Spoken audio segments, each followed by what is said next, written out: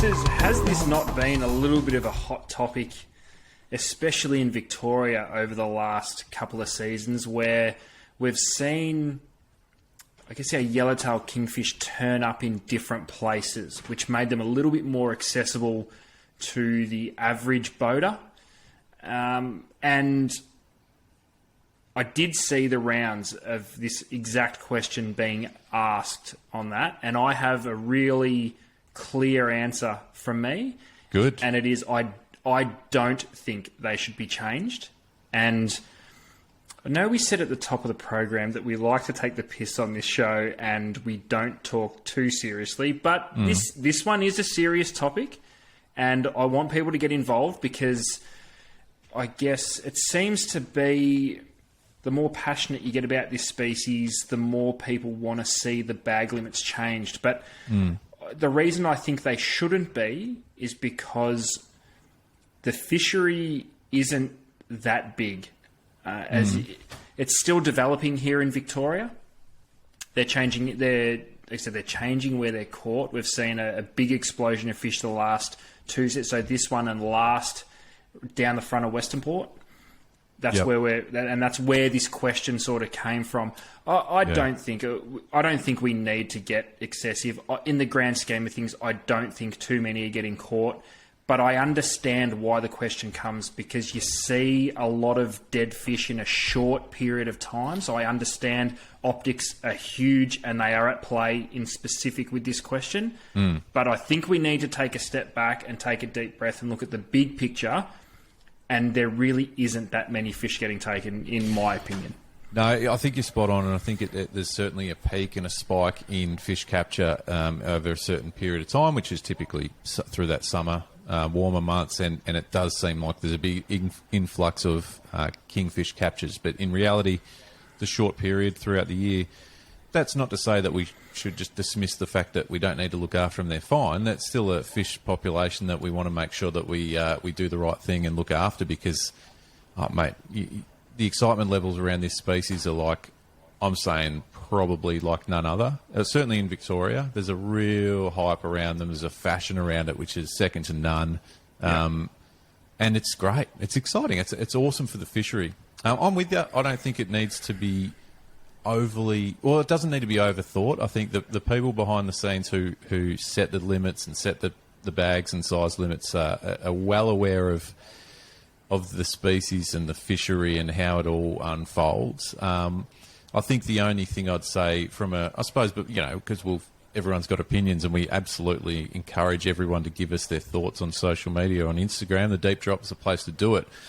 I think we need to keep in mind the fact that this species isn't particularly one that is just residential. So, for example, if you go to a particular spot and catch 10, you're not wiping out necessarily a population. They're constantly on the move. And, if you do happen to, over the course of a couple of weeks, the weather's amazing, lots of anglers get out and catch their bag, it's not going to destroy that particular population, because within another couple of weeks, a whole new group of fish will move into that area. So I'm not saying go out there and rape and pillage, but what I am saying is I think it's okay for now. And we're not, setting fish traps like they did back in the day on the New South Wales coast. So what we're doing is sustainable at the moment. Now, I'm not a scientist or a fisheries officer or anything like that. So I'm just saying, from my point of view, from my knowledge, I think it's okay at the moment.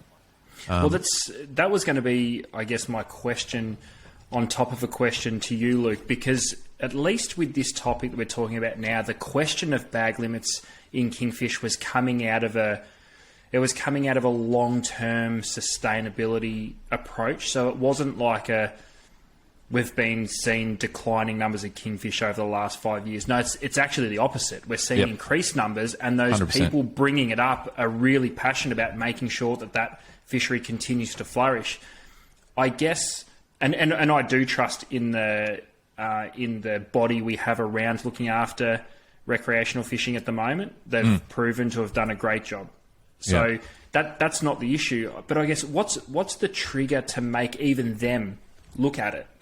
Because social media comes into play massively here, because the optics are pretty terrible at times. And I'll be the first to admit it. When there's a red hot bite and you see 15, 20, 30 different photos of fish Yeah. that are all between 80 and a metre 15, the optics it does look bad. So I understand where it's not so much panic. No one's panicking, but people are asking questions, which is a great thing. But when does it get to a point where it does have to seriously be looked at? Because we'd like to get to that point before it's a problem and we notice declining fishery. I think it's almost the opposite of what you're saying. Is the point of where we think we might have a problem isn't necessarily saying hundreds, or not hundreds, saying multiple fish on the deck of boat. I think it's when no one's catching a fish. The people that would normally catch a fish are just not even seeing them and not catching fish. And maybe then we've got a problem.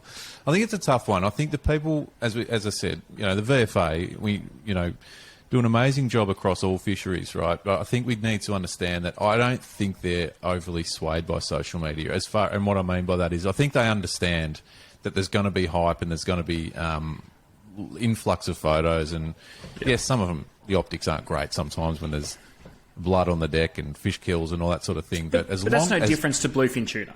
No, it's or no different to snapper. King George We've been Whiting. having this conversation. That's exactly. Right, since the beginning of time. As long as those people are doing the right thing as far as keeping to their limits, I trust again that the powers that be are in control and will know well before we do if there's any issues, because they've proved it time and time again that they're on top of things before us punters even know about it. So, there's a lot of that. The other thing I would bring up too, now in Victoria, the bag limit is 5 and the size limit is 60 centimetres.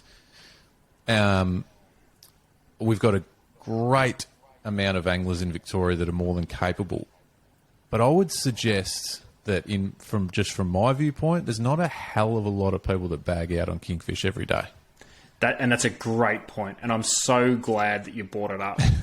I've got to get one good point in the series of the deep drop. It's taken. What are we? Episode 20. Episode 23, and I finally said something that makes sense. I'm out. But it is a great point, and I think that's what I mean by when I say step back and actually see the big picture.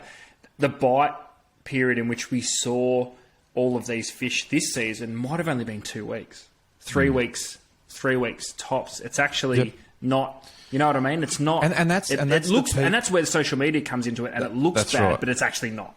No, and that's the peak bite period. Like, the beauty is kingfish are around a fair chunk of the year, but this is my point.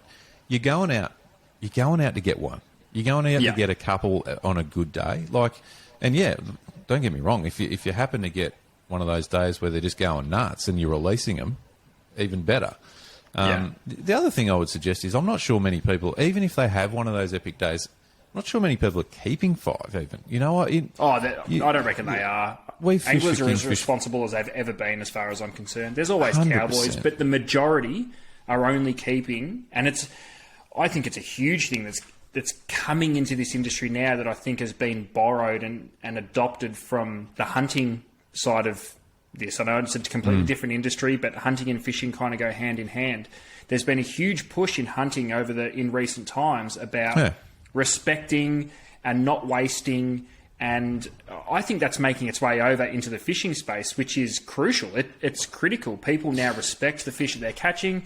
They're doing everything they can to put the best quality meat on the table, not wasting anything. Yeah, and going about it that way. Tip of the hat to the spearfishing community as well. They very much take what you need and that's all. And I think you're absolutely right. Just from a general viewpoint, I think rod and reel anglers are starting to sort of lean that way as well.